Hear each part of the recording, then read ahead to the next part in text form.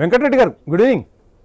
చెప్పండి. Good evening. చెప్పండి. So ఏంటి 22A ఏంటి అసలు ఏం జరుగుతోంది తెలంగాణలో? వాళ్ళేమో భూభారత్ వీళ్ళేమో భూభారత్ అంటున్నారు, వాళ్ళేమో ధరణి అంటున్నారు. ఓవైపు సామాన్య ప్రజలు ఇబ్బందులు ఎదుర్కొంటున్న పరిస్థితి. ఒకసారి మనం చూస్తే మొత్తం 757 ఫిర్యాదులు వస్తే అందులో మేడ్చల్ నుంచే 500 పైగా ఉన్నాయి. సో ఎలా జరగచ్చు అంటారు? అసలు ఏం జరుగుతుంది? ఇప్పుడు వంశీ గారు మీరు చూసినారు కదా, గత 32 మాసాలుగా జరుగుతున్నది ఇదే. అవినీతి కేంద్రంగా గానీ, లేకపోతే కాళేశ్వరం మీద గానీ, లేకపోతే అప్పుల మీద గానీ, లేకపోతే ఫీజు రీఎంబర్స్మెంట్ మీద మీరంటే మీరు చేసింది అవినీతి అంటే మీరు చేసింది అవినీతి అనేటువంటి పద్ధతి లోపల బీఆర్ఎస్ పార్టీ, కాంగ్రెస్ పార్టీ ఆడుతున్నటువంటి ఒక నాటకము, డ్రామా కిందనే ప్రజలు గుర్తిస్తున్నటువంటిది. అధికారంలో మేమైతే లేము. తెలంగాణకు వచ్చేటప్పటికి అధికారంలో 9.5 సంవత్సరాలుగా బీఆర్ఎస్ పార్టీ పాలించింది. గత 32-33 మాసాలుగా కాంగ్రెస్ పార్టీ పాలించినటువంటి పరిస్థితి చూసాం.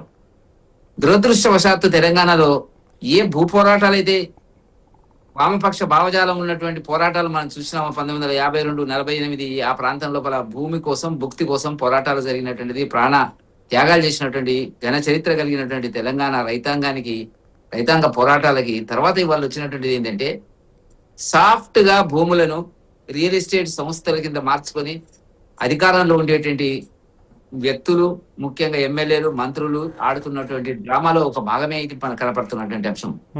గతంలో 2014లో కేసీఆర్ గారు అధికారంలోకి వచ్చిన తర్వాత మరి ధరణి తీసుకొచ్చినటువంటిది, అప్పుడు కూడా చాలా విమర్శలు ఉన్నాయి. ఇదే కాంగ్రెస్ ప్రభుత్వం అన్ని పార్టీలు కూడా చేసినటువంటి విమర్శలు ఏంటంటే తమకు నచ్చినటువంటి భూములను, నచ్చనటువంటి భూములను అన్నిటిని కూడా నిషేధిత జాబితాలో మీరన్నట్టుగా 22A అక్కడ ఉండవలసినటువంటి అర్హతలు లేకున్నా కూడా పెట్టారు అనేటువంటిది, ప్రైమ్ ల్యాండ్ అనేటువంటిది ఆనాడు దాచేశారు అనేటువంటి విమర్శలు వస్తున్నాయి. వీటి మీద మాట్లాడిన తర్వాత అధికారంలోకి వచ్చినటువంటి రేవంత్ రెడ్డి గారు చేస్తున్నది కూడా అంతకంటే 4 రెట్లు ఎక్కువ చేస్తున్నటువంటి పరిస్థితి కనపడుతున్నటువంటి. కానీ పొంగులేటి శ్రీనివాసరెడ్డి మీడియాతో చిట్చాట్లో భారతీయ జనతా పార్టీ నేత మహేశ్వర్ రెడ్డి చేసే ఆరోపణల్లో వాస్తవాలుంటే, మీ దగ్గర ఆధారాలుంటే ఆ ఆధారాలు తీసుకొచ్చి ప్రజల ముందు పెట్టండి, అప్పుడు మాట్లాడతాం. ఆధారాలు లేకుండా మాపై విమర్శలు చేస్తే మీ తాటాకు చప్పులకు భయపడాల్సిన అవసరమే లేదంటూ కూడా కామెంట్ చేశారు.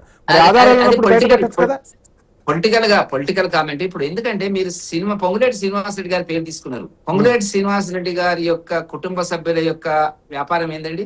Real estate. గతంలో మీరు చూసినారు, మైన్స్ కు సంబంధించిన దాని మీద, హైదరాబాద్ చుట్టూ మైన్స్ సంబంధించిన దాని మీద తీవ్రమైన ఆరోపణలు వచ్చినాయి.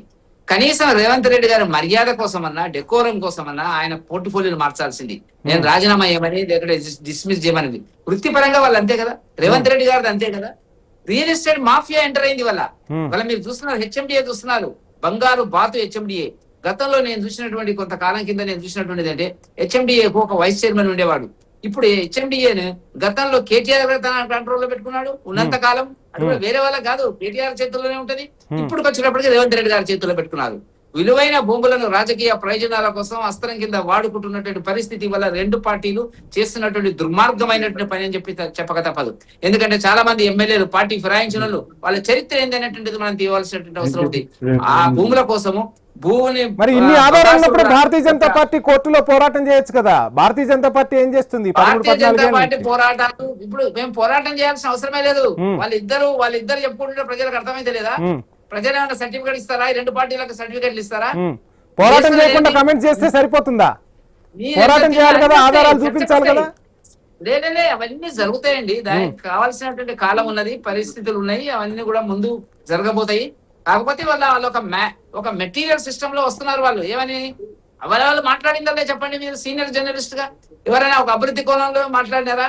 ఒక డెవలప్మెంట్ యాక్టివిటీస్ గురించి మాట్లాడినారా? అవినీతి కేంద్రంగా భారతీయ జనతా పార్టీ ఏదైతే ఆరోపణలు చేస్తున్నటువంటిదో వాటి 2 పార్టీలకు సంబంధించిన అంశాలు మనకు స్పష్టంగా కనపడుతున్నటువంటిది. మీరు ఎంతమంది ఎమ్మెల్యేలకు ఏ రకంగా మీరు లోపరుచుకున్నారు? ఎంతమందికి ఎర్రచూపి భూములు, హైదరాబాద్ చుట్టూ ఉన్న భూములను మీరు క్రమబద్ధీకరణ చేయడం జరిగినటువంటిది చెప్పాలి కదా. ఇప్పుడు రేవంత్ రెడ్డి గారు చెప్పాలి కదా. కాబట్టి ఇది ఒక అవగాహన, 2 పార్టీల మధ్యన అవగాహన ఒప్పందం ఉంది. మీరు తిట్టండి, మేము తిట్టండి. మీరు తిన్నారు, మేము తిన్నాం. మేము అవినీతి, మీ అవినీతి. కాబట్టి ప్రజలు పిచ్చోళ్ళనుకుంటున్నారు. కాబట్టి వాళ్ళ ఈటల రాజేందర్ గారు చాలా స్పష్టంగా కేసీఆర్ గారు ప్రారంభించినటువంటి ఈ భూదందా ఏదైతే ఉందో, రేవంత్ రెడ్డి గారు 3 పువ్వులు 6 కాయలు, 3 పువ్వులు 6 కాయలు కాదు, 3 పువ్వులు 9 కాయల కింద మార్చి పరిస్థితి. వీటిపైన కూడా ఆరోపణలు వచ్చాయిగా. మరి భారతీయ జనతా పార్టీలోకి వచ్చేసరికి ఆరోపణలన్నీ తుడిచిపెట్టుకుపోయినట్టేనా? మాట్లాడండి. మేము అధికారంలో ఆయన లేం కూడా కదా ఇక్కడ. కోట్ల చుట్టూ తిరిగారుగా. ఇప్పుడు మేము అధికారంలో లేం కదా తెలంగాణలో. మేము తెలంగాణ టాపిక్ మాట్లాడుతున్నాము. ఉమ్, వేరే అంశాల గురించి మనం మాట్లాడితే దానికి చర్చ వేరే పెడితే వేరే మాట్లాడతాము. ఇవాళ జరుగుతున్నటువంటి ఏంటి, ఈ భూములకు సంబంధించినటువంటి అన్యాక్రాంతమైనటువంటిది నిషేధిత జాబితాలో ఎవరి భూములు వచ్చినాయి, ఎందుకు వచ్చినాయి అని వల్ల Yeah. సారీ సరిపోతుందా? ఐఏఎస్ ఆఫీసర్లు ఊరికే ఆఫీసర్లు చేసినారని చెప్తే సరిపోతుందా? చేసినటువంటి నాయకులు వీళ్ళే కదా. కాబట్టి ఇవాళ భూముల కేంద్రంగా ఒక 10 ఎకరాలు హైదరాబాద్ చుట్టూ 10 ఎకరాలు అంటే 50 కోట్లు. 50 కోట్లు ఇంటూ 10 500 కోట్లు ఎమ్మెల్యేలకు ఏ రకంగా స్వాధీనపరుచుకున్నారు? ఏ రకంగా ఆంధ్ర ప్రాంతానికి చెందినటువంటి ఎమ్మెల్యేలకు గత ప్రభుత్వం కేసీఆర్ ప్రభుత్వము ఇప్పుడు ఈ ప్రభుత్వం కేటాయించడం జరుగుతున్నటువంటిది. ఇంకా ఆంధ్ర కబ్జాదారుల నియంత్రణ లోపలనే తెలంగాణ ఉన్నది అనేటువంటి విషయం గురించి రాజగోపాల్ రెడ్డి గారు మాట్లాడిన దాంట్లో వాస్తవం లేదా? ఆ పార్టీ ఎమ్మెల్యేనే కదా. కాబట్టి భూదందా అనేటువంటిది విస్తరించి పరిస్థితి ఇవాళ మన తెలంగాణలో హైదరాబాద్ కేంద్రంగా కనపడుతున్నటువంటిది. వీళ్ళు మాట్లాడుతున్నారు ఇవాళ ఏంటంటే మీరు దొంగ అంటే మీరు దొంగ అనేటువంటిది. ఎవరు దొంగ అనేటువంటిది కానీ సామాన్యుడు ఇప్పుడు తన భూమి ఎక్కడుందో అసలు నిషేధిత జాబితాలో ఉందా లేదా అని వెతుక్కోవాల్సిన పరిస్థితులు వచ్చాయిగా. అదే కదా వంశీ గారు, సామాన్యుడి భూమి ఎటు పోయిందో, మంచి ప్రైమ్ ల్యాండ్ లో ఉన్నటువంటి ఏరియాలో ఉన్నటువంటి సామాన్యుడి భూమి కథం పట్టించినారు వీళ్ళు. అనేక రకాలుగా మనకు ఇబ్బందులు పడుతున్న పరిస్థితి. ఎందుకంటే ఇక్కడ ఇబ్రాహీంపట్నం దగ్గర లింగంపల్లిలో మా బంధువు భూమిని ఒక స్థానిక నాయకుడు, అధికార పార్టీకి సంబంధించిన స్థానిక నాయకుడు ఆక్రమించేసుకున్నాడు. నా దగ్గరకు వచ్చినారు గతంలో ఒక 6 మాసాల క్రితం. ఏం చేయాలనేటువంటి దాని కింద ఏమనంటే కంచె వేయడము, బెదిరించడము, మాఫియా, ఇదే జరగాల్సినటువంటిది భూములకు సంబంధించినటువంటిది. వీళ్ళు మాట్లాడతారు బయటకు వచ్చి మీరు దొంగ అంటే మీరు దొంగ, మీరు అవినీతి చేసినట్టే మీరు అవినీతి చేసిన. రెండు పార్టీలకు నైతిక హక్కు లేదు మాట్లాడడానికి. ఇక్కడ ఎవరు అధికారంలో కంచె చేయలేస్తుందా? అధికారాలు ఏంటి చెప్పమనండి. ఇప్పుడు హరీష్ రావు గారు అంటారు 23 నుంచి జరిగినటువంటి దాని మీద ఎంక్వైరీ ఏమంటాడు. ఎందుకు 23 నుంచి జరగదా? 2014 నుంచి ఉండేటువంటి మొత్తం మీద అన్ని భూముల మీద ఎవరికి అన్యాక్రాంతం చేసినారు మీకు అర్థమైతే లేదా వంశీ గారు? కీలకమైనటువంటి భూముల సబ్జెక్టు ఎవరి కంట్రోల్లో ఉన్నది అనేటువంటిది అర్థమైతే లేదా? చాలా కాలం 9.5 సంవత్సరాలు ఏకపక్షంగా కేటీఆర్ గారు డీల్ చేసినారు. ఇక్కడ ఇప్పుడు ఏం చేస్తున్నారు? రేవంత్ రెడ్డి గారు చేస్తున్నారు. ఈ రేవంత్ రెడ్డి గారు రియల్ ఎస్టేట్ కి వెళ్ళి వచ్చినాడు. మన పొంగులేటి శ్రీనివాస్ రెడ్డి గారు అక్కడ ఉన్నప్పుడు పర్వాలేదు. శ్రీనివాస్ రెడ్డి గారు అక్కడ దేనికోసం పోయినాడు, దేనికోసం ఉన్నాడు టిఆర్ఎస్ పార్టీలో, అక్కడి నుంచి ఇక్కడికి ఎందుకు వచ్చినాడు?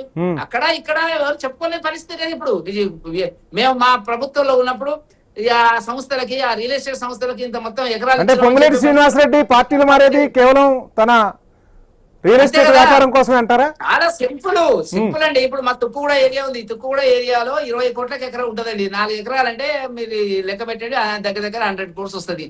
ఆ భూమి కోసము, వాటి కోసం ఎమ్మెల్యేలు, ఇప్పుడు మారిన ఎమ్మెల్యేల పరిస్థితి ఏందో, బ్యాక్గ్రౌండ్ స్టోరీ ఏందో తీయండి.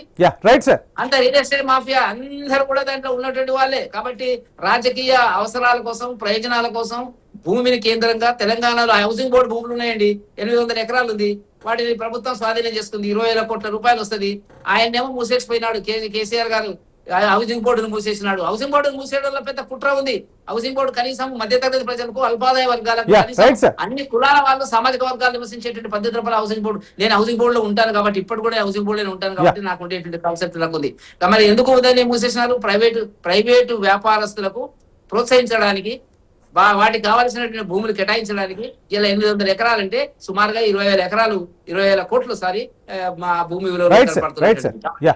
ఆంధ్రప్రదేశ్ లో కూడా ఇదే వ్యవహారం అక్కడ కూడా ఇప్పుడే మొదలైంది. వెంకటరెడ్డి గారు సమయం ఇస్తా.